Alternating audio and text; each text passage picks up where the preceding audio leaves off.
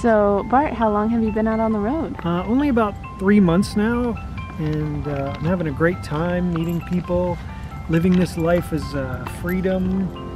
It's real easy with me and my little dog Oscar here. Yeah. We travel, we've met fabulous people, had been part of the van build, the cleanup effort in Ehrenberg, and now here at the PARTR because we're getting out of the RTR area. It's great. You can go to the RTR, come back here and have fun at the PARTR without worrying about, you know, disturbing the people who don't want to be disturbed. That's super awesome. I'm loving that dynamic as well. Yeah. And so 3 months, what were you doing before that? I've been a truck driver for 15 years now.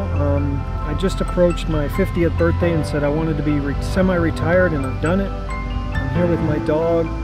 We have a great time. I'm loving the fact that I can go back to work for 6 months and then know that that's a countdown to the 6 months I come down here and meet some fabulous people like you guys. That is awesome. I think you've been having a weight loss with your keto diet. Yeah, I've been on a keto diet now since June. I was just driving a truck and I learned from satellite radio how to do it. And I've lost about 140 pounds now. I want to keep going. I want to get a lot lower. It's working really well. There's no doubt about it. It works. Yeah, there's people who are going to look at this video and say, hey, he's wrong. You should be a vegan. You should be a vegetarian. Do what you want. I do this. It works for me. The proof is there. These are brand new pants and they're already too big for me, so I can't argue with results. That's super awesome. I'm loving it. What was your life like before? I was part of the hustle and bustle of things, and a lot of people don't realize when you're a truck driver, you don't work 9 to 5. You work at least 12 hours a day, sometimes 14, and it's exhausting. You do that 6-7 days a week a lot of the times, and it kills people. There was a problem with truck drivers dying at a median age of 56. Wow. And that's why this ketogenic diet thing came about from a guy on satellite radio. And now that I'm semi-retired, I take half the stress out of my life.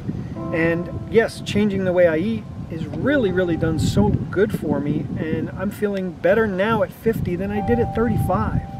And that's one of the greatest things. And being on the road, you can stop, you can shop, you can cook for yourself. You don't have to eat fast food. You don't have to eat processed food. You can, you know, take the time and make what makes you healthy.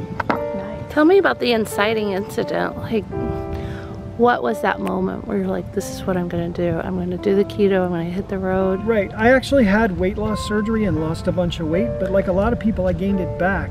And I knew there had to be a better way. And when I heard about the keto diet, I was, of course, skeptical like everyone else, but the guy who explained it, his name's Kevin Rutherford on satellite radio on the trucking channel. He talked about he walked the walk long before he talked the talk, and it worked for him. He was 55, he lost 85 pounds in less than a year, and he said, I'm 55, feel better than I did at 30. Wow. And I can really relate to that now because I feel that same way. That's awesome. And so, did you come across a video? But as a trucker, you always knew you could live on the road, but did you know you could live in the desert with a bunch of friends? I came across so many people who did this. You guys have heard of Enigmatic Nomadic Jamie, Bob Wells. They're great people in that they show you the way to do this. It's neat, but you learn far more by coming out here and doing it because you meet friends who aren't on YouTube and they can share their experience and it helps you in yours. Yes, yes, that's great. Tell me about when the keto started first working. It was about, when you start doing keto, what you've got to do is you've got to do a carb flush. And a carb flush means you pretty much spend a day going in and out of the bathroom at all times because when you flush your carbs, they're attached to water in your body. It's a pretty uncomfortable day. Yes. But that tells you it's working. When that's happening, it is working. It's one day, it's uncomfortable, suck it up, do it. Yes. Because after that, things happen fast. 2 weeks later, my pants started falling down on me. Yeah. It was that fast. And when that happens, you're like, wow, this really works. It works in a great way. What is the carb flush? Carb flush is, you go fat adaptive. You start eating, keto means you eat a high fat, moderate protein, very low carb diet. And the fats produce ketones in your liver that jump out. They help your brain, they help your body, they flush out. They use fat for energy. When that happens, your body stops using carbs and then it dumps the carbs. And that's a carb flush. Are you fasting? Sorry. I did a great fast right after Christmas. I actually had a few carbs at Christmas because you can't really avoid that. So on the 26th, I started fasting. Now, I had my bulletproof coffee in the morning for 5 straight days, and that's all I really had. That is included in a fast. And I went down 2 belt notches. I was on the 3rd belt notch of this belt I'm wearing, and I'm down to the 5th now. So I lost, I don't know how much I lost. I bought these pants because I knew I was going to come to this party and have a good time. And I put them on and went, shoot, they're too big for me now. I'm not going shopping again until they get really big for me. Yes. Well, this is a great story. And after fasting, is there another stage to the keto diet, or? I love the fasting. It's simply keep it up. When you do get to your desired weight, you switch to paleo. Paleo is you add a few carbs to your diet to maintain your weight. Because honestly, if you stayed on keto, you could become a toothpick real quick.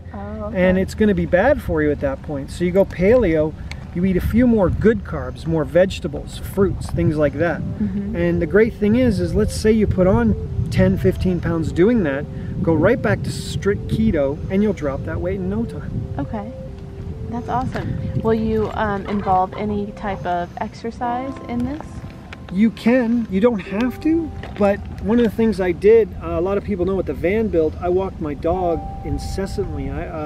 We probably walked 30 miles at the van build, and you know, some people came up to me and gave me some fabulous comments when I did it, and it was true. I was losing a ton of weight. You kind of accelerate your weight loss if you add the simplest little exercise into it. And that's very true. Yeah, walking your dog is a very simple way of just getting out there every day, a few times a day. How has this lifestyle helped you with the keto? It's helped me, like I said, I have the time to cook the good meals that are ketogenic.